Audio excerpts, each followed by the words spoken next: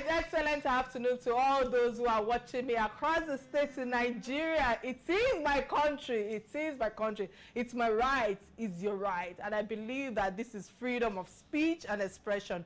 All these freedoms are to be exercised to be constructive growth and development of our country, Nigeria. Again, I say welcome to another interesting edition of Real Talk with Kike. I remain your convener and, of course, executive producer of this platform. And your chief host, Kike Atanda-Owo. And it's important for us to hear what On This Day industry segment asks for us today. Stay with me. I'll be right back.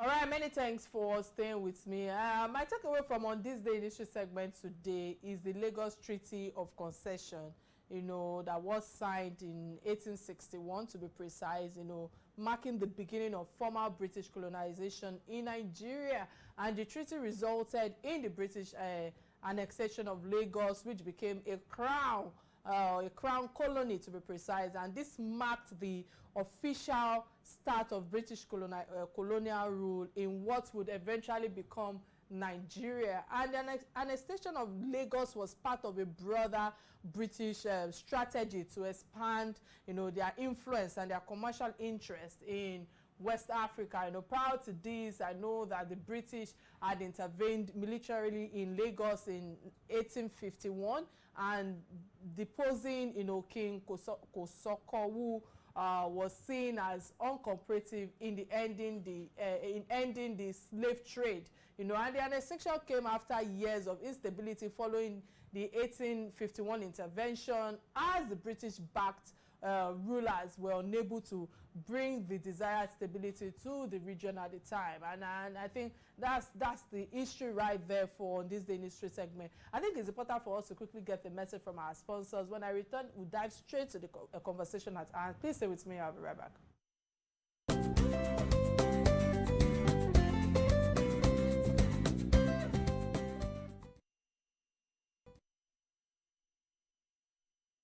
All right, human rights activists like the son of late Sanwo-Olu and, of course, Omoyele Sowore and the presidential candidate Labour Party Peter Obi has energized the protesters and emphasized that the end bad governance protest will continue, and Nigerians have been protesting against hardship and suffering in the country since last Thursday. And the nationwide protest tagged End Bad Governance is expected to last for 10 days. The last 3 days, or will I say 2 days, of the protest witnessed violence in some northern states, with security operatives, dispersing protesters with tear gas, in Lagos, Abuja, Kano, and Kaduna. And protesters have been directed to march to Ojota before proceeding to Alausa, the Lagos State Secretariat. I will be discussing the way forward with regards to the nationwide protest, the riots, the insecurity, the destruction of lives and property to be precise, and of course the businesses. And I will be discussing the possibility of dialogue, with the government, and more importantly, the posture of the president, with the speech delivered on Sunday, 4th of August. Before we delve into Real Talk with my guest today, I think it's important for us to play his profile, and when I return, we will be speaking to him. Please stay with me. I'll be right back.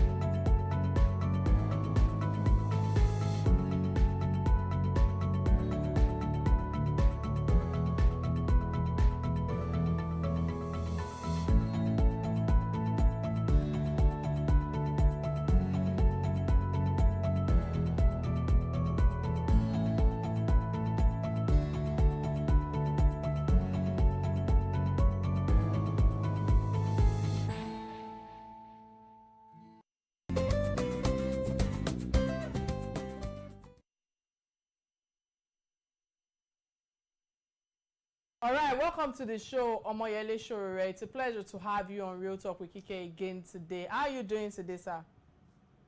Uh, I'm doing well. Thank you for bringing me on your show. Thank you for creating time to do this with me. Let's just get to the critical issues.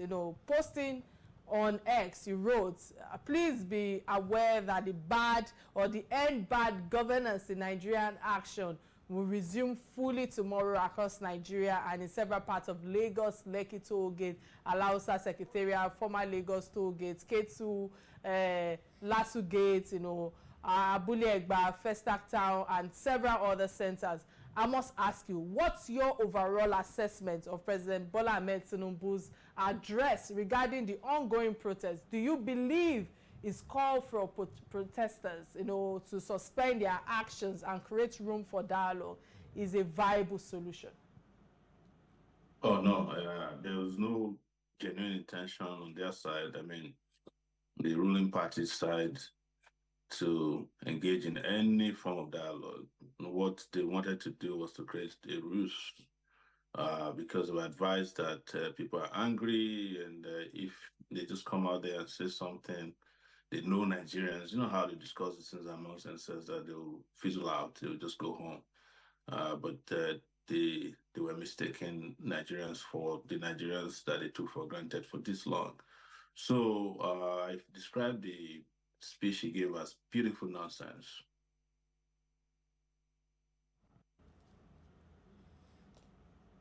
Yeah, can you hear me? I can hear you now. Yes, there Okay. was a small lag there. Yeah, go ahead. Go ahead, please. You said beautiful nonsense. Yeah, so it didn't serve any purpose, and the entire country rejected the speech even before it was aired because we were in possession of the electronic copy of that speech before it was aired several hours later. So, and as you can see, as we speak, Nigerians are back on the streets since Monday, and things are growing bigger and bigger in terms of the resistance against oppression, hunger, starvation, poverty, corruption, and insecurity, unemployment in the country, and it's getting bigger and firmer, and it's spreading wider and faster across the country. Hmm. I hear you. You've been critical of President Bola Ahmed Tinubu's delayed response to the end bad governance protest. Do you believe that his failure to address the nation sooner directly contributed to the violence or the casualties that occurred during the protests? I wasn't interested in his response. I knew that they weren't planning any reasonable response. What they were doing or what they are planning to do was to make sure that when this became apparent that it will happen, to deploy all kinds of tactics. They were scaring people. There was propaganda, smear campaign. There were arrests, harassments of people who they presume were planners of the protests. And then when the protests started, they immediately deployed the police to crack down on people and they started killing people and detaining and torturing people. So I wasn't thinking that he was going to respond. His response is what you saw from day one: brutal crackdown on protesters. Fantastic. Okay, many of us now see that the protest is somewhat was divided and some are against it. The Easterners, or Easterners rather, have, will I say, excluded themselves from the riot and destructive actions as at today, in terms of some part of the south people. The people who have also have their arguments, or they feel that they don't want to break break this nation apart. Are the non-protesters wrong in their own rights? That's my first question to you. And my second question to you is the fact that on your last interview on this show, Real Talk with Kike, in your agenda if chosen as president, you also agree that fuel subsidy would be removed. If you are president today, Mr. Sowore, today, I'm talking about today, how would you have managed, the turmoil, knowing that you would have taken almost similar measures with the current president? Um, both premises of these questions are wrong. I want you to first pull out my position of fuel subsidy. There was never a time I supported removal of fuel subsidy, not even on your show or any time during the presidential campaigns. What I said, and I can be quoted and repeated anywhere, is that the corruption that's involved in fuel subsidy, the people who are stealing the subsidy, I will handle them from day one. But fuel subsidy will remain as a way of cautioning the economic impact of the situation we have in the country and our people. That is the only thing they benefit. I said that. With regards to the Southeast you talked about, what I heard them clearly saying is that they are already engaging in protests. Every Monday in the southern part of the country, southeastern part of the country, there's stay at home. And the Nigerian government has entirely militarized the Southeast. They are victimizing their people. They have one of their leaders in detention, held up against their will. He was abducted from Kenya, extraordinarily rendition to Nigeria. So that's what the Southeasterners are saying, that they don't want to become the kind of victims that would be produced during this period. They know how the guys in Lagos behave. Tinubu and the other people. So that's what they said. They didn't say they don't believe in the protest or they don't want to participate. Across the country as we speak, there are people from the Southeast who are participating in the protest. It's a nationwide protest, so don't let us mix those two. But regarding fuel subsidy, I never supported the removal of fuel subsidy at any time. I've never believed in the removal. Ever since my university days, I've always believed that there are certain aspects of public life that should be subsidized, and this includes energy, which includes fuel and electricity, education, food security, healthcare, and housing. I have believed that in those areas, there must be clear subsidy for the masses, that you provide for them. And this is what is the standard across the world. All right, many thanks for that clarity out there, but we can see the wave of military takeovers and coups in Africa in the last 1 year, and a number of nations like Burkina Faso, Congo, Mali were taking over. Africans and even Pan-Africanists like Mumbai or so, see Nigeria as a beacon of democracy and center of resistance for democracy to foster.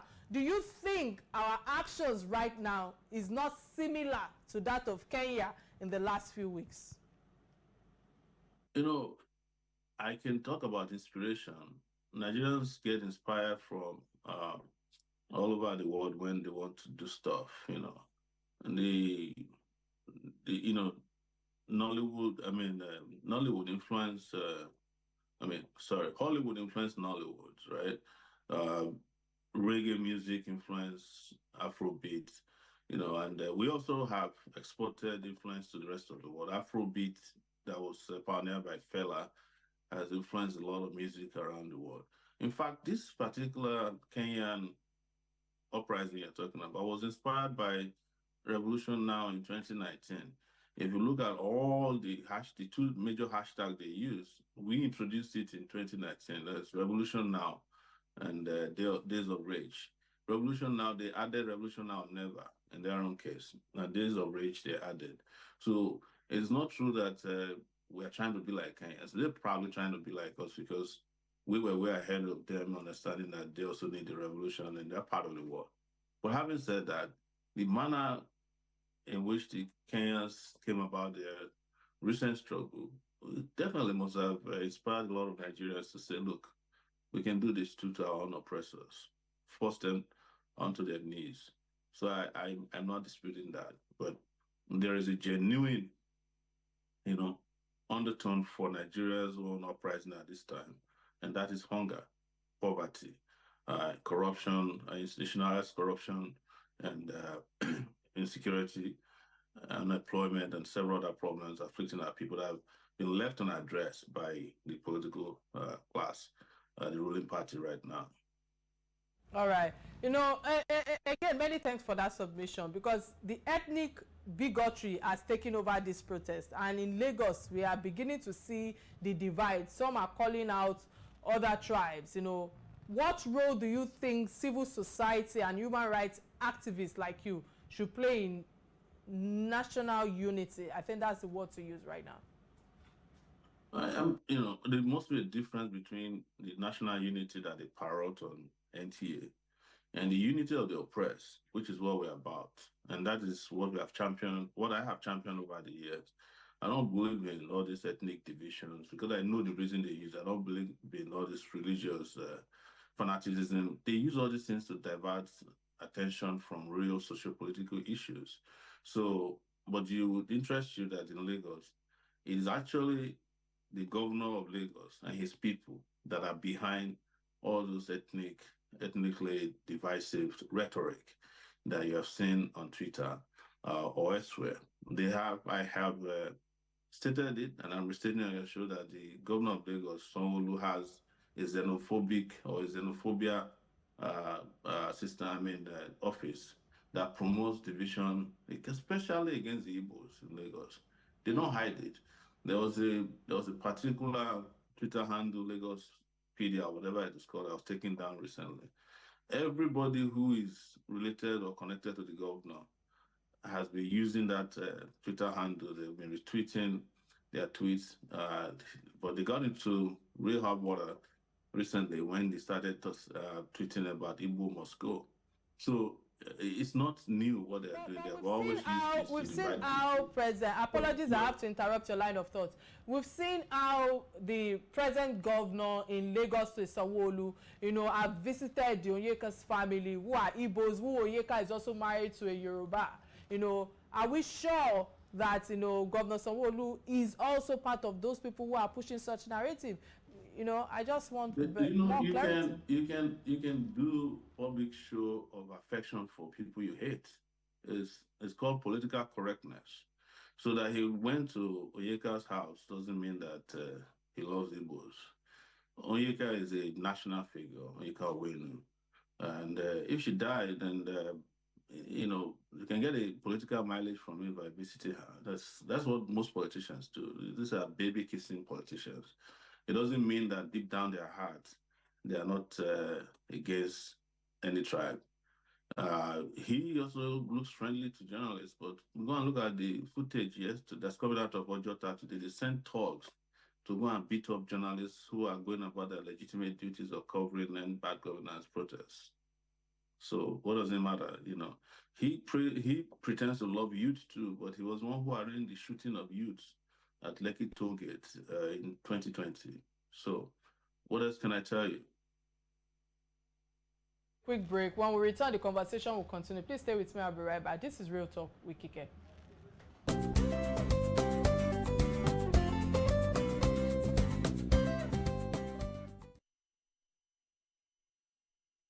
All right, glad to know you are still right there with us. In case you just joined the show, today's conversation is about the nationwide protest and the president's speech and the way forward. And I've been joined by prominent human rights activist and the presidential candidate of the African Action Congress, AAC, Omoyele Sowore, to discuss President Tinubu's recent address, the ongoing nationwide strike, or protest rather, and we have been discussing the implications of the president's speech, the current situation of the country, and I must say many thanks for staying with us, Mr. Omoyele Sowore, and of course for all your submission thus far. Let me use this opportunity to quickly open the phone lines for those who would like to be part of this conversation. The number to call is 0811-8888-113, showing on your screen right now. And of course, we're streaming live on Facebook, both on Real Talk with Kike and of course on Silverbelt platform. Omoyele, let me come to you because let me start with the economic crisis and government accountability. The president mentioned several economic challenges and reforms. How do you evaluate the government's accountability in managing the economic crisis? I have always stated that I don't have any interest whatsoever in analyzing or over-analyzing non-existent progress in Nigeria. What the current regime came to do, which was made clear from the beginning, even before the election was declared in their favor, or rigged in their favor. It was very clear. They said they will continue from where former President Buhari stopped. And you know the implication of that. They will continue with the destruction of the Naira, which they have completely done. They will continue with uh, the lack of accountability, the stealing, and the mismanagement of resources. So that's what they have done now. And as you know, we have reached a point that has broken everything, including whatever is left for the ordinary person to live on. We have reached a point where the minimum wage of workers can no longer buy a bag of rice. We reached a point where students can no longer afford school fees anymore. We've reached a point where the infrastructure in the country has broken down irretrievably. You have reached a point where Nigeria's economy has broken down, it has imploded.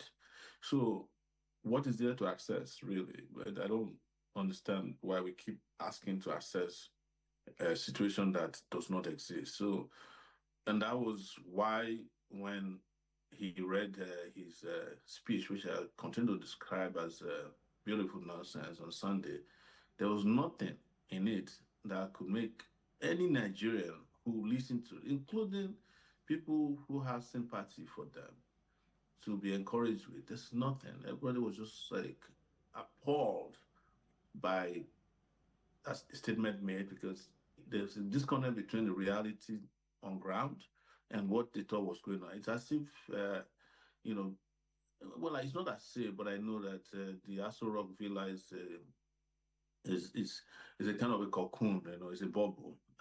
It's insulated from the social, political, and economic reality of Nigerians. And in the midst of that, you have a president who has ordered for $100 million jet, upgraded with another $50 million. You have a regime that just built a 21 billion naira mansion for the vice president, as if he was sleeping on the floor before now. They have a regime that allocated 4 billion to refurbish Dodam Barrack, as if he stays there. You have a regime that just bought a yacht in Lagos that have never set to sail since it was bought. You have them living large in luxury. They are sharing huge amount of money between themselves, the governors, and the people who are dying and dying in penury. And that is why you see that in all of this, those who purportedly were elected to represent the people, they couldn't care less. The majority of the lawmakers have left Nigeria to go and watch the Paris Olympics.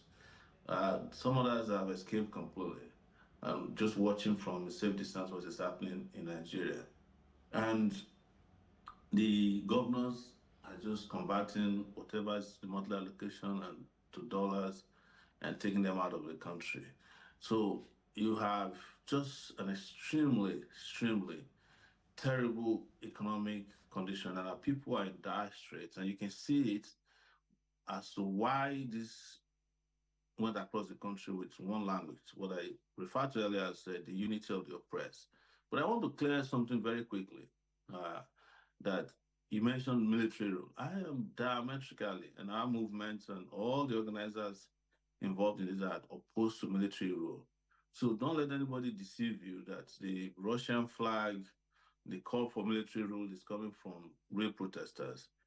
Of course, as you can see, the military is also playing some games on the intelligence of the people, and they want to divert attention from what the people are asking for, which is the end of bad governance, which includes the military. The military is as bad as their civilian counterparts in government. So nobody is asking for military takeover on our side. Maybe they are the ones planning it themselves. No.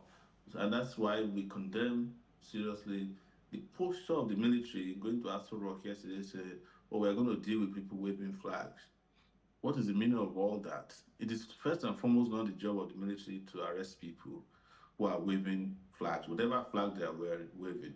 It's also not treasonable or a treason offense to wave any flag.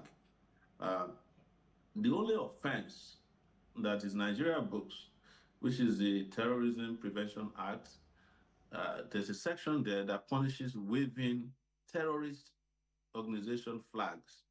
And the only person that's ever waved a flag of a terrorist in Nigeria, two people that I know, former President Buhari and his chief of staff at that time, Buratai. Those are two people who were displaying and waving Boko Haram flag when they were in office. Other than that, the rest is just diversionary. So I just want to clarify that. For that elaborate submission right there. But I must ask, when you were talking, what came to mind is the fact that I feel that we should dialogue, or we should discuss rather, the alternative economic strategies. And I would like to ask you, would you propose, what would you propose to elevate the hardship faced by Nigerians right now? There are 15 proposals that were made available to the Nigerian public as the basis for solutions to the problems of the country. And I'll just tell you a few of them. One of them was to reverse the completely insensitive, cruel, and devastating removal of fuel subsidy, which was done on May 29th, because that is where the problem started with the Nigerian people right now. The revaluation of the Naira, the floating of the Naira was another problem that got the Naira from about $400, $500 or $600, Naira to a dollar, to now over 1,600 Naira to a dollar. The Nigerian Naira is less valuable than the Cameroonian currency and even the currency of the Beninois Republic, the Beninois, next to us. So for those of you who might be saying, oh, well, we have no power over our currency. How is it that Ghana's currency is only 11, cedis to $1? And Nigeria currency got to be 1,650, and it's headed to 2,000, the way they're going about it. Ask yourself that. We've asked for them to renationalize companies and corporations that belong to Nigeria that were sold to their cronies. We asked for them to take back all the proceeds of corruption from people who stole from this country. We've asked for them to, in an attempt to cut down on public waste, to reduce the legislative arms of government to one. Maybe you take out the Senate, or the House of Rep remains, but a lot of people argue that even the Senate is enough, because we just have all these guys who are sitting there in Abuja, harassing people in the name of oversight, contracting with, in conflicts with public interest, with people they are supervising, agencies and departments of government and ministries. They have nothing, they had no value to the Nigerian society. So we've asked for them to demilitarize the southeastern part of the country, where predominantly the Igbos live, and release Nnamdi Kanu, and also release all NSAS protesters that were sent to prison or who are still languishing in detention since 2020. So these are some of the demands that were sent out, and they are aware of the demands because they were cynically and derisively, and I think sarcastically, addressing the demands on Twitter. And underneath this, they said, say no to anarchists, because they don't have an interest in solving the problem. That was why when Tinubu read his national address, nobody was interested, and people resumed immediately protesting. And as we speak, protests are going on very well across the country. Regardless of the blackmail, the attempt to derail the arrests and the killings, the direct murder of persons, assaults on journalists, peaceful protesters that's going on across the country. People are resiliently moving on. All right, I hear you, because I'm not so sure if protest is still ongoing in any part of the state. But let me bring to fore the. You mean, are you talking about Lagos State or are you talking about No, Nigeria? I'm talking about Nigeria in totality. Well, maybe you need to just take a break. Tell your producers to check it out, and then when you come back, we will have a different opinion. Okay, all right. They can hear you, so they are going to work right now. Yes. But putting that Please. aside, security forces and human rights have been an issue. There have been reports of clashes between protesters and security forces. How can the government ensure that security operations respect human rights? What are your recommendations for reforming the conduct of security forces, during protests? Nobody is going to beg security forces to respect human rights anymore. We have done it for so long. They are deaf to our plea because I think the culture of impunity and abuse has become the major mode of operation of our security forces. But what you will see is that they are doing a great job helping to mobilize people to, when people see videos and I'm grateful that a lot of people are strategically placing themselves to capture these things on tape. Like you saw in Kano on Saturday, where a clear video showed peaceful protesters waving leaves and how the police rams a vehicle into them and then killed over 20 people in Kano on Saturday. We have video today showing how police working with thugs in Lagos attacked journalists. Yesterday in Alausa, they attacked protesters with the police just standing by, and also attacked protesters in Ojota. All of these things are documented. There is a video of the killings of people, 2 people in Zaria yesterday. There's another one that came from Bauchi, Azari, Bauchi. That one, a mobile policeman shot somebody right there on the floor, even though he was he wasn't carrying any dangerous weapons, just a protester. So all these things are going on, and our security forces, particularly the police, are the ones behind it. What will happen is that the IG of police will pay for it very, very soon. You pay for the atrocities that he's committing against Nigerian people. Reason particularly being that when this protest was going to happen, against our models of operations, we decided to reach out to the police, wrote them a letter through one of our lawyers, Mwade Borua, SCN, and they asked for a meeting. And we sent very senior and trusted representatives led by Femi Falana, one of the best human rights lawyers, attorneys in Nigeria, to speak with the police. They requested for venues where our protests would happen. We gave it to them. This is not usually how we operate, but we wanted to show transparency about intentions. And but despite all that, they still went back to their old ways of abusing Nigerians. It is now up to Nigerians to continue to decide whether they accept this way of being treated like animals in their own country or not. But that is the story of how the police and other security forces have treated Nigerians. They did the same thing in Abuja. They attacked journalists. The DSS, the police, and thugs came in vehicles to the National Stadium, an area that they designated by the court order that protesters should be protesting at.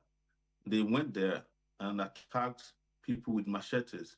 They started shooting live bullets at the stadium in Abuja. They did the same thing across the streets yesterday in Abuja. In Gudu area, they injured a lot of peaceful protesters. That is the story of how the security forces, under the Commander-in-Chief of the Armed Forces, Bola Tinubu, has treated the Nigerian people since this protest started 6 days ago. Many thanks again. The economic policies and their impact now is something we should discuss, because the president defended the removal of subsidies as necessary for long-term economic health. Yeah, that's the word. How do you view these policies in terms of their own immediate impact on the populace? Because the reason why I'm also bringing back this conversation, even though I know I asked you earlier and I know your standpoints right now, is the fact that the short-term measures should be implemented to ease the economic burden on ordinary Nigerians. How do we move forward from these challenges that we found ourselves? There are solutions to every economic problem, every educational problem, every housing problem, every health problem, employment crisis. Is always a fire brigade approach. And one of our activists in Calabar yesterday, Jonathan Ubai, summarized it very well. He said there is a policy is called rice. You ask for human rights, they send you rice. You ask for healthcare, they send you rice. You ask for employment, they send you rice.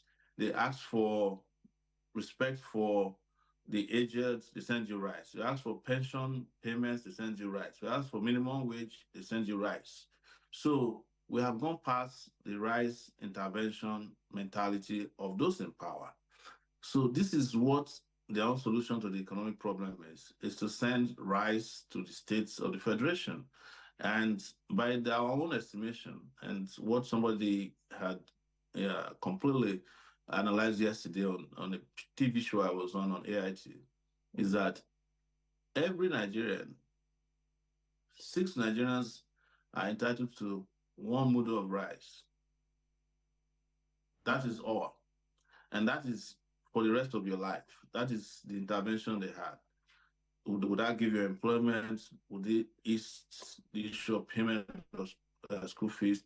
Would that solve the nature and the amount of minimum wage that can help a Nigerian worker get to work and back and eat, buy medicine, pay house rent, or even pay their mortgage? I know a lot of people don't have mortgage. The answer is no.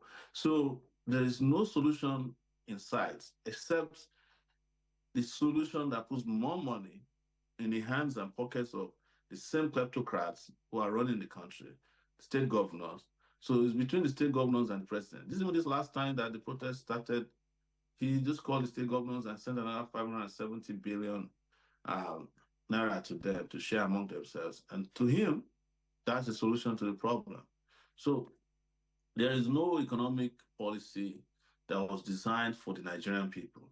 Every policy that we have seen, from removal of subsidy to removal of, the closing of the naira, was designed to help those who are rich to get richer and those who are poor to go into multidimensional poverty. All right, many thanks again. I think this might be my last question to you. I would like us to touch on the role of civil society and future actions. How do you see the role of civil society organization and activists in the current crisis, and what are the next steps for end bad governance movement in light of the presidential address and the ongoing protests right now? Well, I wanted to find out if you check with your producers to know if protests are going on in the country, first and foremost. And having said that, yeah, protest is going on, they said. All right, fantastic. Because I understand this is a live program. We must educate our people and make sure they are updated about happenings. So regarding the civil society groups in the country, there is a difference between civil society groups as you know them today and civil rights movements. We are a social movement that is driven by complete civil rights. It's different. We are not the civil society people that you see all the time who are in bed with government, always asking people to calm down when things are going wrong. So our own is Take It Back movement. It's a movement. It's not a civil society group. It's not a CSO. We are not carrying out CSO activities. We are a liberation movement for the Nigerian people. So you're clear about that. The CSOs are some of the people you saw who claim that they are pulling out of the protest before it started, even though they were not part of the people planning the protest. So no relationship at all. But it would interest you to also know that there are some civil society, well, I would say non-governmental organizations that are monitoring this, like Amnesty International Nigeria. They have been on this case, ensuring that documenting abuses by police and telling governments what is right to do so. And we have some partners who have also been affiliating with us across the country in ensuring that the protests continue without fail. I mean, the revolt or the uprising, as I like to call it. All right. Again, I must say many thanks thus far for all your submission. But I would like to ask you this, Mr. Omoyele Sowore, because some critics have seen you as an element of controversy and political enemy. I know when I mentioned your name, my studio went on fire. I know you don't mind seeing yourself in that light. So far, Nigeria is working towards the right path for development. I know that's what you stand for. If we're president today, let me ask, in what context situation give Nigeria a roadmap to resolving many challenges, for not using the word problem right now? I think that's what I would like to use to end the show today. So I'm talking to you today as a Nigerian citizen who has worked over 34 years. My first concrete effort at fighting for Nigeria started at the University of Lagos in 1989. I became student union president there in 1992. And by 1993, we have been thrown into national limelight, solving national problem. And at that time, our problem was fighting for democracy. So I am not going to start campaigning on this show today, because that's what Tinubu did on Sunday. He, instead of addressing the problems facing Nigeria as requested by Nigerians who are challenging him on the street, he started to reel out his campaign promises again. And I'm careful not to tell you what I will do, because they will go and steal my idea again and they will not implement it properly. So let's finish with this fight first. And when we are done, we will discuss when the opportunities arise about how to fix the country. But so that people in the studio who are listening to you will not say, oh, you avoided that question. No, I did. I'm not trying to avoid it. You can make a quick visit to, I still have a website from the 2023 elections that has an elaborate explanation on how to fix Nigeria from the security, policing, corruption, infrastructure, and others that's available publicly. So it's easy to find. I don't want us to waste time discussing that. Let's focus right now on how to end bad governance, because when we're done with that, of course, good governance will be on the way, and it'll get to all of you.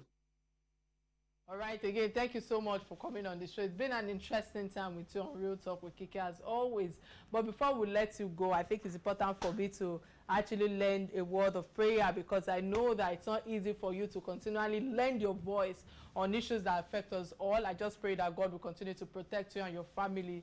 And what is more important is for us to see a better Nigeria as we continue to forge ahead. Thank you so much, for all that you have done for the country. And of course, to all my viewers, I understand that we've been having challenges in receiving calls because of the network issue right now. But, of course, you can catch this content on YouTube, on all social media platforms afterwards. And if you have any question for my guest, you can go on his page and, of course, on his website as well, and lend your voice and ask and rub minds with him. Thank you so much now.